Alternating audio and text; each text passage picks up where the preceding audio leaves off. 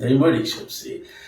ನಾನು ಯಾವತ್ತೂ ಅದರ ವಿರುದ್ಧ ಮಾತಾಡಬೇಕು ಅಂತ ಯೋಚನೆ ಮಾಡಿದವನಲ್ಲ, ಮತ್ತೆ ಆ ಪದವನ್ನು ಬಳಸಬೇಕು ಅಂತ ಕೂಡ ನಾನು ಅನ್ಕೊಳ್ಳಿಲ್ಲ.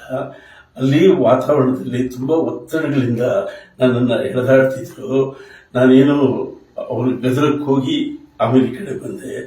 ಹಾಗಾಗಿ ಆ ಭವಾವಳಿ ವಿಷಯ ಮಾತಾಡುವಾಗ ಆ ಮಾತು ಅಲ್ಲಿ ಬಂದಿದ್ದು ತಪ್ಪಾಯಿತು. ದಯವಿಟ್ಟು ಇನ್ಯಾವತ್ತು ಆ ರೀತಿಯ ತಪ್ಪುಗಳನ್ನು ಮಾಡಲ್ಲ. ಆಮೇಲೆ ನಾನು ಪಂಪನ ದಾಸಾನುದಾಸ, ಕನ್ನಡವನ್ನ ಕಟ್ಟಿದ ಆ ಮಹಾನ್ ವ್ಯಕ್ತಿಯ ಸೇವೆಗೆ ನಿಂತಿರುವ ನಾನು. ಅದರಿಂದ ಇದನ್ನು ದಯಮಾಡಿ ಬೆಳೆಸಬೇಡಿ.